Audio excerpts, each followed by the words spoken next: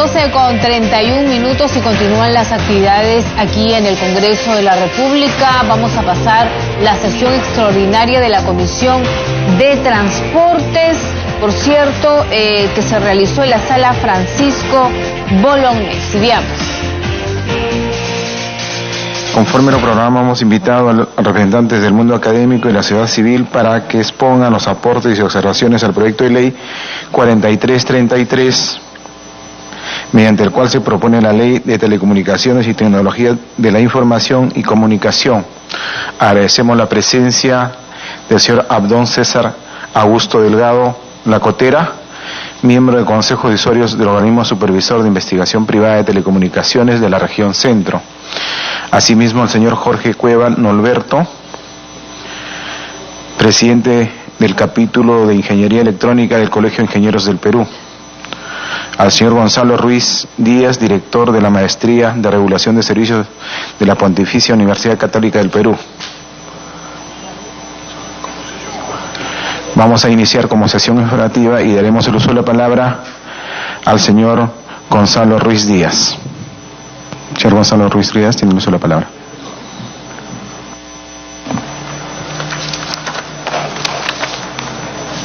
Buenos días, señor congresista. Primero que nada, agradecer a la Comisión de Transportes y Comunicaciones y al congresista Monterola por la invitación, su presidente. Básicamente quisiera centrarme en el contenido del proyecto de ley sobre la Ley de Telecomunicaciones y Tecnologías de la Información y las Comunicaciones, y lo voy a hacer, si me permiten, siguiendo el orden cronológico de los artículos, para, digamos, mantener un orden mínimo y para poder facilitar el procesamiento de mis comentarios. En primer lugar, creo que para nadie podrá negar que la Ley de Telecomunicaciones a la fecha tiene más de 25 años y requiere de una actualización. Es una ley que se da en un contexto completamente distinto, una ley, por ejemplo, que se da en un contexto en el cual, digamos, el principal servicio de telecomunicaciones que se prestaba en el país era el servicio de telefonía fija. Hoy día tenemos que los principales servicios que se brindan son móviles, y hay la emergencia de nuevas tecnologías disruptivas que hacen necesario actualizar el marco regulatorio. Y por lo tanto creo que sí es positivo que se inicie un proceso de discusión en torno a esta norma, ¿no? Uno de los aspectos positivos, creo que del proyecto, es el hecho de que se mencione o se hable de una ley no solamente de telecomunicaciones, sino se hable de una ley TIC, una ley de tecnologías de información y comunicaciones. ¿Y por qué digo esto? Porque hoy en día el enfoque, digamos, de políticas públicas que se da hacia los servicios de Internet y conectividad tiene mucho que ver no solamente con el despliegue de infraestructura o con políticas por el lado de la oferta, sino también tienen que ver con el desarrollo de habilidades por parte de los ciudadanos vinculadas con el uso de las tecnologías. Durante mucho tiempo en el Perú hemos tenido un enfoque de infraestructura, y teníamos el Ministerio de Transportes como el Ministerio de la Infraestructura de Transportes y la Infraestructura de Comunicaciones, y este enfoque, si bien ha permitido el desarrollo y el despliegue de infraestructura a lo largo del país, creo que ha descuidado, por otro lado, el lado humano y el lado de la demanda de los servicios. ¿En qué medida los ciudadanos a los que se les lleva esta infraestructura, a los que se les lleva esta conectividad, están en capacidad de aprovecharla adecuadamente y de explotarla adecuadamente, ¿no? Y creemos que en ese sentido este proyecto de ley, al hablar de TICs, de hecho yo le propondría al congresista plantear que sea una ley no de telecomunicaciones y TICs, sino una ley de TICs, directamente, porque de alguna manera las telecomunicaciones están incluidas dentro del enfoque de tecnologías de la información y comunicaciones. Dicho esto, creo que algunos aspectos que creo que son oportunidades de mejora en la ley tienen que ver con la inclusión de mecanismos de incentivo para el despliegue de inversiones, ¿no? Durante los inicios de las décadas de los 2000, nosotros fuimos testigos del crecimiento exponencial que tuvo la tecnología móvil, ¿no? Hemos visto cómo, si uno ve, por ejemplo, en un gráfico cuánto ha crecido el número de líneas, ve una función logística, ¿no? Una función exponencial. Y este crecimiento no ha sido casual. El crecimiento que hemos experimentado en el sector móvil se ha dado principalmente por una activa labor por parte del Estado de promover el despliegue de infraestructuras, ¿no? Y creo que el día de hoy estamos presenciando un contexto parecido. Estamos llegando a un ciclo, al final del ciclo de las tecnologías 4G, y estamos iniciando una nueva era, la era de las tecnologías 5G, de Internet de las Cosas, que van a requerir también de activas políticas por parte del Estado de incentivo a la inversión, ¿no? Hablábamos antes de comenzar esta sesión con los expertos del Colegio de Ingenieros, la necesidad, por ejemplo, de facilitar la inversión en áreas urbanas, en donde probablemente para poder implementar tecnología 5G vamos a tener que tener celdas móviles en cada cuadra. ¿Cómo hacer si tenemos 4 operadores móviles que se pueden instalar, digamos, celdas en cada cuadra? ¿Cómo vamos a facilitar ese proceso de inversiones, ¿no? Esas son preguntas que deberíamos buscar responder y tratar de abrir caminos a través de una norma, brindando incentivos para esta inversión. Ya existen algunos mecanismos que se han venido implementando, por ejemplo, el canje de canon por expansión, el canje de pago de canon por expansión de infraestructura, que es un mecanismo que ha venido implementando el Ministerio de Transportes, incentivos para la importación de equipos, por ejemplo, incentivos arancelarios, y otras medidas que podrían favorecer o podrían permitir que el Perú pueda aprovechar en el plazo más corto el advenimiento de la tecnología 5G. Otro comentario general, 2 comentarios generales sobre la norma en particular. Uno tiene que ver con la inclusión o no de los servicios de radiodifusión. En algunos artículos se define servicios de radiodifusión y los servicios sujetos a autorizaciones. No queda claro si esta es una ley de TICs que va a incluir radiodifusión o no. Eso habría que definirlo, ¿no? Y otro comentario general también tiene que ver con la inclusión o la revisión un poco de las funciones de todos los actores relevantes en el sector, ¿no? Se habla de las funciones de nuevas funciones del MTC, se hablan y se es exhaustivo, ¿no? Todas las funciones del MTC, todas las funciones de CIPTEL, todas las funciones de Pronatel, etcétera, y esto podría generar algún riesgo de omisiones. Nosotros creeríamos que la ley debería centrarse en aquellas funciones adicionales que se podrían incluir para cada uno de los organismos de cara, digamos, a la implementación de esta nueva ley y remitir a las leyes respectivas, sobre todo para evitar omisiones, ¿no? Luego de esto voy a referirme al rol del Estado. En el artículo 2.3 se señala en el artículo 2.3b que como objetivo del Estado establecer el marco para propender a la reducción de tarifas, ¿no? Eso se dice en el literal B, pero en el literal R se señala que uno de los objetivos del Estado es garantizar a los ciudadanos el derecho de acceder a servicios públicos de calidad con tarifas a precios de mercado. Entonces se habla por un lado de reducción de tarifas y otro se habla de tarifas a precios de mercado. En realidad yo le propondría a la Comisión, respetuosamente, no centrarnos necesariamente en la problemática tarifaria, porque el problema de la accesibilidad es mucho mayor o mucho más amplio que el de las tarifas, ¿no? Yo hablaría del objetivo del Estado es garantizar la accesibilidad del ciudadano a los servicios de telecomunicaciones, a los servicios TICs. Y esa accesibilidad no basta solamente con llevar esos servicios, que obviamente es importante tener la disponibilidad de infraestructura, sino favorecer la posibilidad de que los ciudadanos puedan apropiarse de esa tecnología y poder utilizarla para el desarrollo de sus capacidades. De lo que estamos hablando acá básicamente es cómo utilizamos las tecnologías de la información como un mecanismo de igualación de oportunidades, ¿no? Básicamente de eso hablamos. Y la accesibilidad contribuye a ello. Luego también quisiera yo saludar la mención que se hace en la ley, en el proyecto, al servicio de Internet como servicio público. Hoy día el Internet es considerado un servicio de valor añadido. Sin embargo, tenemos hasta una ley de banda ancha, tenemos un conjunto de instrumentos en donde se queda muy claro de que para el Estado peruano, y por en general a nivel de la región ocurre lo mismo, el acceso y las políticas públicas vinculadas al servicio de Internet y a los servicios de banda ancha es fundamental. Entonces creo que eso es un acierto. Creo que, digamos, en todo caso se tendría que discutir qué implica el hecho de que hablemos de Internet como servicio público. No quiere decir que va a ser un servicio ultra regulado o un servicio que esté, digamos, controlado, ¿no? Pero sí da la señal de que este es un servicio prioritario para el Estado, como herramienta nuevamente de igualación de oportunidades. Sobre todo hablando de los servicios de Internet, pero hablando de los servicios de banda ancha, ¿no? Luego en el capítulo 1 se habla de seguridad y secreto de las telecomunicaciones. En este tema lo que propongo, básicamente, bueno, en general no tengo mayor comentario, solo que veo una ausencia, que son los temas de ciberseguridad.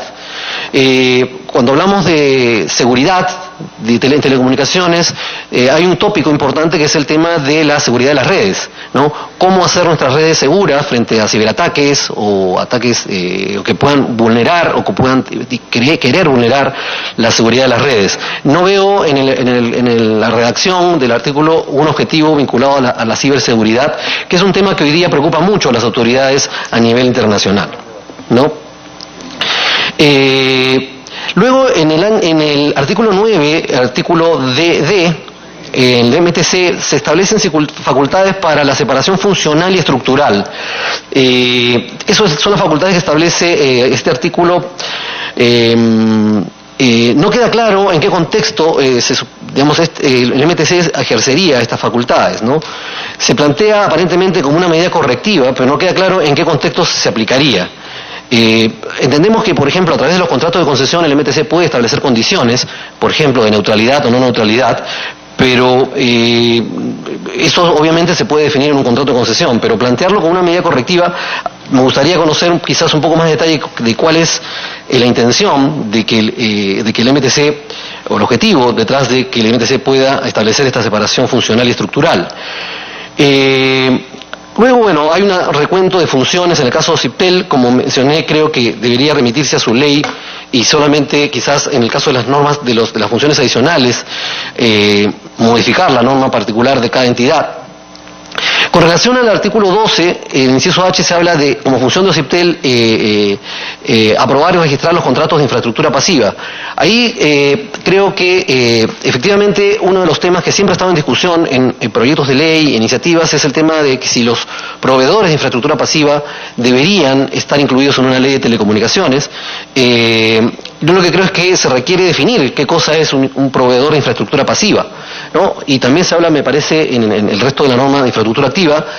Mi posición es que, digamos, sí, hoy día ya hay obligaciones regulatorias por parte de estos operadores, tienen obligación de estar registrados. Sin embargo, creo que sí deberían estar incorporados en la ley, ¿no? Hoy día vemos que cada vez con mayor frecuencia los operadores tercerizan la provisión de servicios de infraestructura a través de tipo de operadores de infraestructura pasiva. Sin embargo, se requiere definir qué es un proveedor de infraestructura pasiva y cuál va a ser su régimen, ¿no? En el tema de Pronatel, Pronatel, como ustedes saben, es una entidad que de alguna manera, a través de un decreto supremo, redefinió las funciones que antes tenía el FITEL. Ahí yo tengo una opinión personal y quizás un poco sesgada. Yo he sido secretario técnico del FITEL en su momento y considero que el sistema de gobernanza que tenía el FITEL en su momento es un sistema, digamos, más sólido que el que tiene el día de hoy. Tenía un directorio autónomo y ese directorio autónomo era el que regulaba las decisiones que se iban a tomar con este fondo. Creo que al trasladar esta gobernanza a una dirección del ministerio, se debilita el FITEL, ahora el Pronatel. Yo propondría quizás que se fortalezca su sistema de gobierno, ¿no? No por los funcionarios que están ahora, en donde yo tengo la mejor opinión de ellos, sino sobre todo pensando en el futuro de qué puede pasar, digamos, con esos recursos que provienen del mercado. O sea, el FITEL se nutre de recursos del canon y recursos, el 1.5 de la facturación de los operadores, ¿no? Entonces, digamos, respetuosamente yo plantearía ver si podemos fortalecer el régimen de gobernanza del FITEL o del Pronatel con un directorio autónomo. En cuanto al artículo 17.1, se habla de que, y quizás este es uno de los temas que más atención ha recibido de la prensa, se cambia el decreto supremo que crea el Pronatel, porque el decreto supremo decía que la función que ejercía Pronatel era gestionar, operar de manera temporal proyectos de telecomunicaciones financiados por el Estado. ¿Qué pasa si es que un proyecto queda fuera de funcionamiento, o hay un problema con el operador? Temporalmente Pronatel, ¿no es cierto?, asumiría esta función con cargo a que en el plazo más breve pueda conseguir un operador que pueda prestar ese servicio. No creo que en general, digamos, el Ministerio esté en capacidad de asumir la prestación de servicios de telecomunicaciones, y en general creo que, digamos, no debería hacerse mención al concepto de empresa pública o al concepto de intervención permanente del Estado en la provisión de servicios públicos. Fíjense, desde el año 94, en que se privatiza CPT y Entel, el régimen en el Perú se ha caracterizado por tener operadores privados. A diferencia de otros países, ¿no?, como en el caso de Argentina, que tiene ARSAT, o Brasil, que tiene Telebrás, el desarrollo de las telecomunicaciones en el Perú ha sido llevado a cabo, implementado por el sector privado. Y en los casos en donde se ha requerido algún apoyo del sector público hemos contado con el FITEL por un lado, o con contratos de APP, como lo que se ha hecho con el caso de la red dorsal. Y aún en esos casos siempre se ha utilizado o se ha prestado el servicio, digamos, si bien se ha financiado o se ha cofinanciado los proyectos con recursos estatales, siempre se ha prestado el servicio a través de empresas privadas. Y por lo tanto creo que, digamos, ese ha sido el camino, y creo que ha sido un camino exitoso, a pesar de que hay mucho por hacer. En los artículos 20 y 27 se habla del régimen de concesiones y autorizaciones. Creo que esta discusión es central. ¿Por qué? Porque hoy día tenemos un conjunto de servicios que están bajo el régimen de concesión. ¿Cuál es la diferencia? Están entre un régimen de concesión versus un régimen de autorizaciones. Que un régimen de concesiones tiene un plazo limitado, las concesiones tienen un plazo limitado, pueden ser renovables, pero luego de ese plazo simplemente lo que se hace es se vuelve a concursar el servicio, mientras que las autorizaciones, en el caso del Perú, tienen un sistema de renovaciones indefinido, ¿no?, cada 10 años. ¿No? Eso se está ratificando en esta norma. Pero quizás sea necesario discutir si es que los servicios que están sujetos hoy día al régimen de concesiones deban seguir en el régimen de concesiones. Y le voy a dar algún ejemplo muy concreto. Los servicios de cable, por ejemplo, ¿no? Y ojo, digamos, yo no represento ni he prestado servicios a una empresa de cable, pero lo cierto es que una empresa de cable que presta un servicio en una región determinada, al terminar su periodo de 20 años de concesión, ¿qué va a ocurrir? Digamos, se va a extinguir su proceso de concesión, probablemente, pero la empresa de cable ya tiene desplegada toda su infraestructura. Mi pregunta ahí es, bueno, ¿qué vamos a hacer? ¿Vamos a relicitar ese servicio? ¿Tiene sentido relicitar ese servicio? Aparte es un servicio que se presta en competencia, porque probablemente esa empresa coexiste con un montón de otras empresas que prestan servicio de cable, ¿no? Entonces quizás ahí yo llamaría a un debate de cómo podemos hacer para modernizar esa regulación.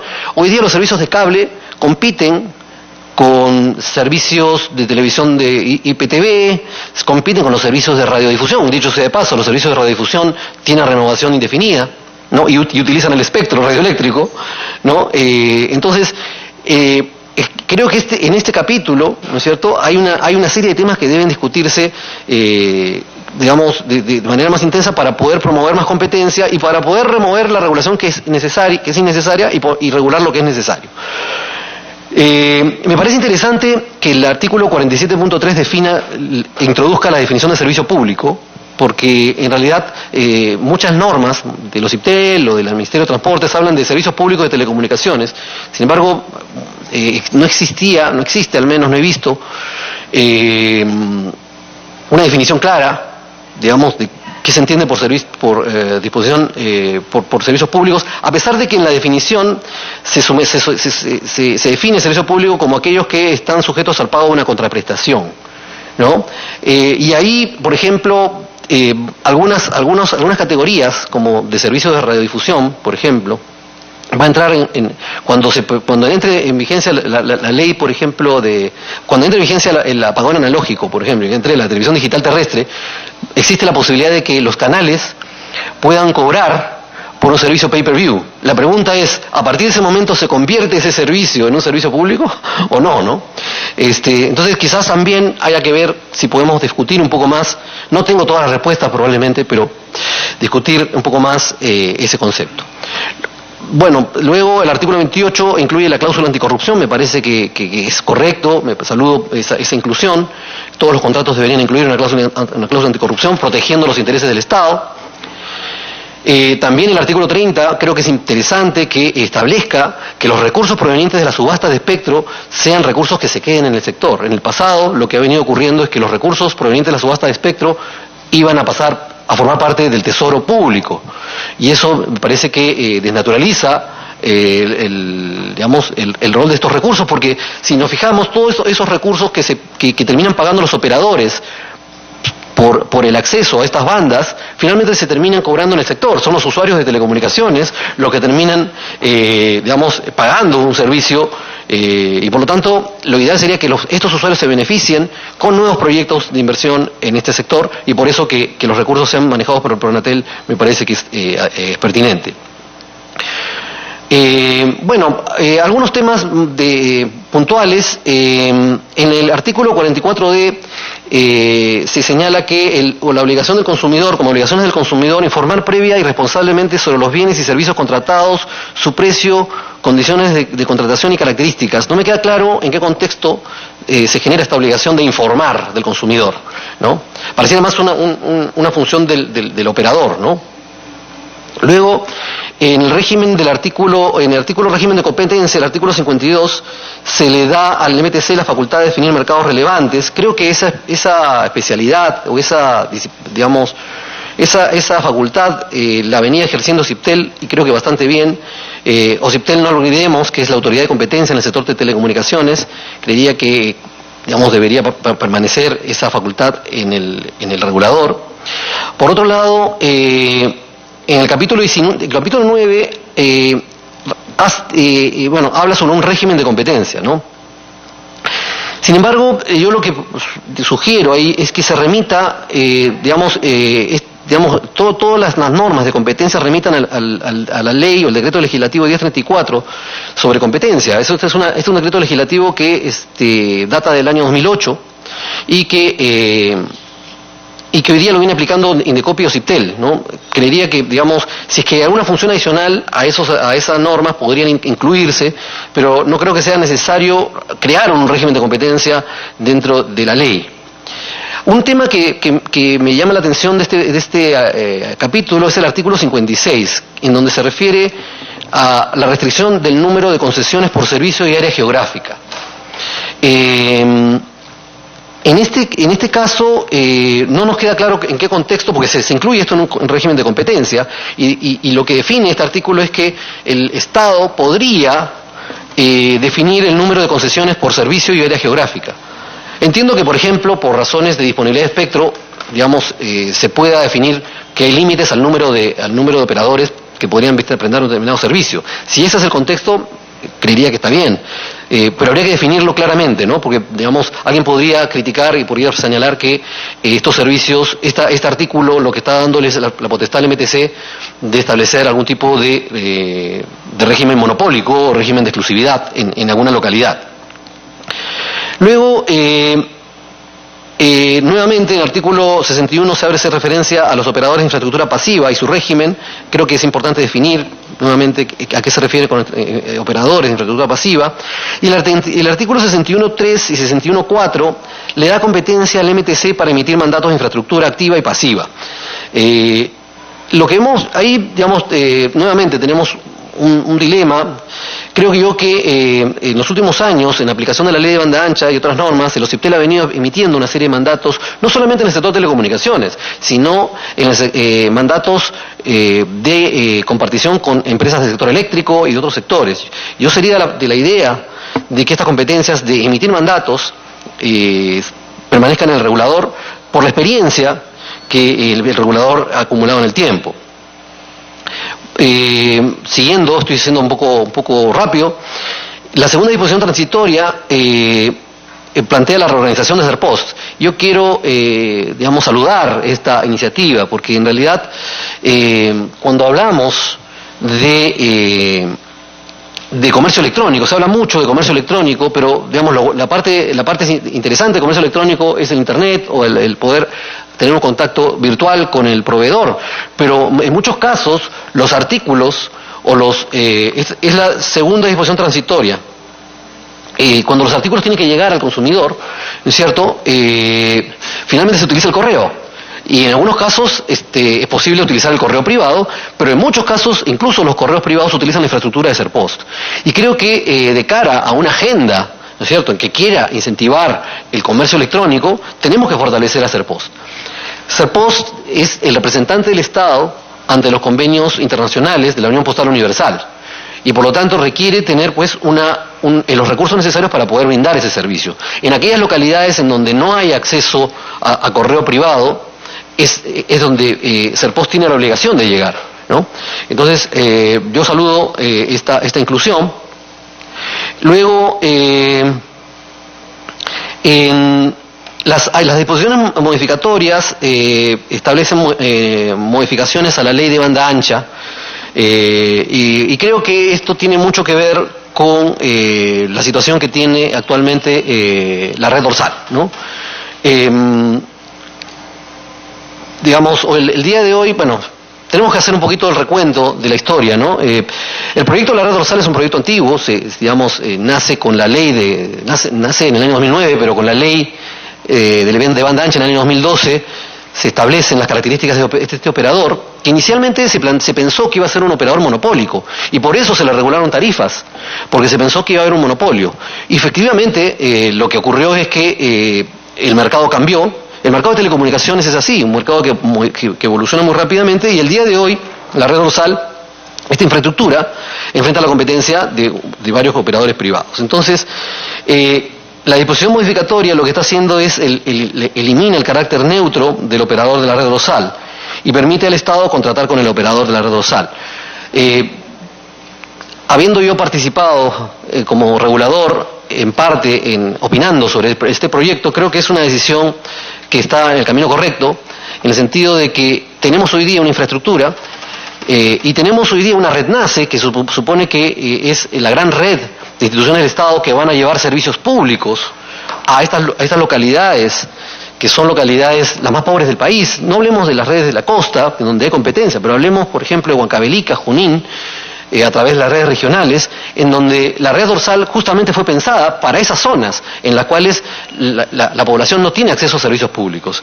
Entonces, sí creo que esta disposición está en la dirección correcta, ¿no? Obviamente hay que cuidar, evidentemente, el rol subsidiario del Estado, pero en aquellas localidades en donde es necesario llegar con banda ancha para prestar servicios a los ciudadanos más pobres del país, creo que esta disposición es importante. Por lo tanto, creo que quizás un aspecto que podría reforzarse en el proyecto es qué medidas podríamos tomar para fortalecer esta red NACE, esta red que iba a aglutinar todas las demandas de banda ancha y de conectividad por parte del Estado. Lo que vemos es que inicialmente se le atribuyó esta función al FITEL, luego probablemente la esté liderando el PRONATEL, pero quizás falta un liderazgo, ¿no?, o una institución que se haga cargo básicamente de coordinar la red NACE, y que tendría que estar en el Ministerio de Transportes, ¿no? Digamos, creo que podría establecerse una autoridad visible dentro del MTC que lidere este proyecto y que se apruebe un plan con plazos concretos para la implementación de la red NACE. Quizás me olvidé mencionar, en la ley se hace mención a un plan de servicio universal. Quizás en ese plan se pueda incluir un plan de implementación de la red NACE, ¿no? Y ponerlo ahí, porque de alguna manera, digamos, una de las grandes razones por las cuales se crea la red dorsal es justamente esto: cómo llevar servicios públicos, servicios de salud, telemedicina, etcétera, a esas zonas apartadas del país, ¿no? Bueno, esos son básicamente mis comentarios. Yo quería agradecer al congresista por la invitación. Muchas gracias.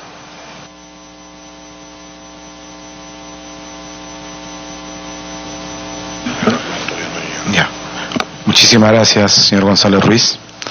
Ahora vamos a dar uso de la palabra al señor Jorge Cueva Norberto, presidente del capítulo de Ingeniero de Electrónica del Colegio de Ingenieros del Perú. Tiene uso de la palabra, señor.